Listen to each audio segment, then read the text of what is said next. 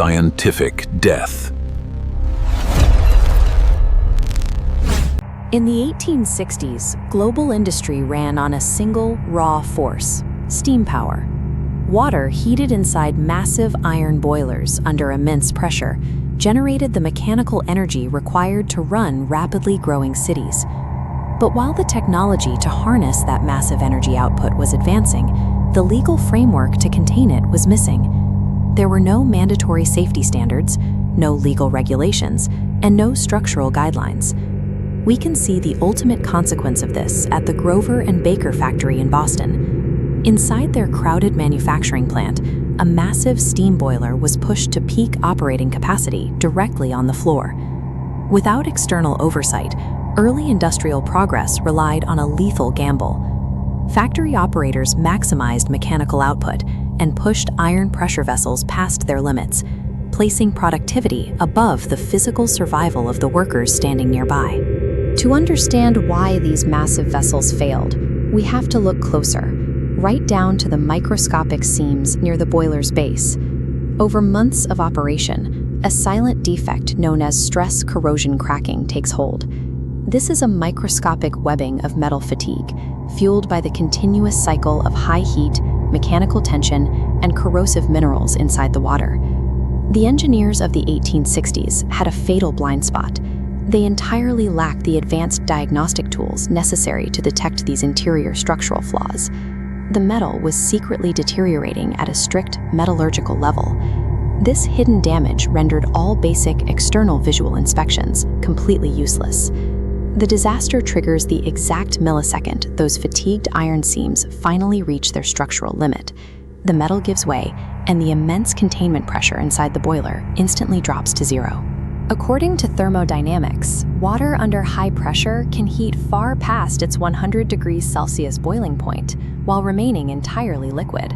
But when containment pressure vanishes, the superheated liquid flash boils into steam in a fraction of a second, forcefully expanding its volume 1,600 times instantaneously. Physicists and engineers classify this specific phenomenon as a BLEVE, a boiling liquid expanding vapor explosion. A tiny, invisible fissure in the metal had compromised the entire pressure system, unleashing an uncontainable thermodynamic bomb right on the factory floor. The rapid expansion created a violent shockwave. This initial blast overpressure hit the nearest workers with several atmospheres of force, a physical blow strong enough to instantly rupture their eardrums and cause severe pulmonary contusions deep within their lungs. Following milliseconds behind was the thermal flash scalding. The room was engulfed in superheated steam burning at over 150 degrees Celsius. This massive wave of latent heat inflicted instantaneous, deep third-degree burns across exposed skin and completely destroyed the workers' respiratory tracts upon inhalation. The final trauma came from kinetic shrapnel impact. Driven by the rapidly expanding gas, the heavy, shattered pieces of the brittle iron boiler walls acted as high-velocity projectiles, causing fatal penetrating injuries. Because these three mechanisms of injury struck nearly simultaneously and attacked multiple organ systems at once, immediate emergency medical responses were completely ineffective. Subjected to a combination of physical and thermal forces that human biology simply cannot withstand, it became explicitly clear that reacting to these disasters after the fact was completely inadequate. The frequent, undeniable horror of these boiler explosions across the manufacturing industry proved that operating a factory required mandatory external safety oversight. This led to the creation of the Hartford Standards. Insurance companies established the world's first rigorous safety protocols by flatly refusing to underwrite any factory that would not submit to mandatory testing. Engineers completely redesigned physical fail-safes, like these mechanical safety relief valves, to be camper-proof.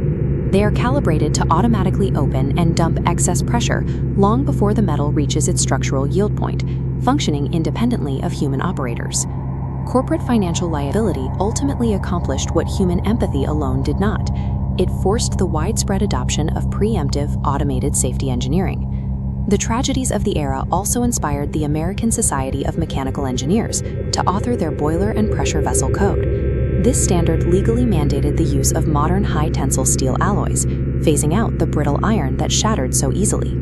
Today, we've replaced the blind spots of the 1860s with tools like non-destructive ultrasonic testing. By pulsing high-frequency sound waves through solid metal blocks, modern inspectors can map the interior and locate microscopic cracks long before they fail. These advanced diagnostic protocols don't replace human oversight. Instead, they work alongside strict, legally required daily visual checks performed by the operators.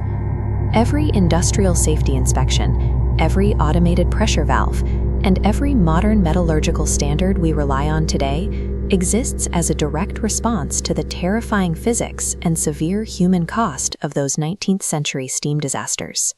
If you enjoyed this video, please remember to like and subscribe. And don't forget to comment below with your favorite emoji.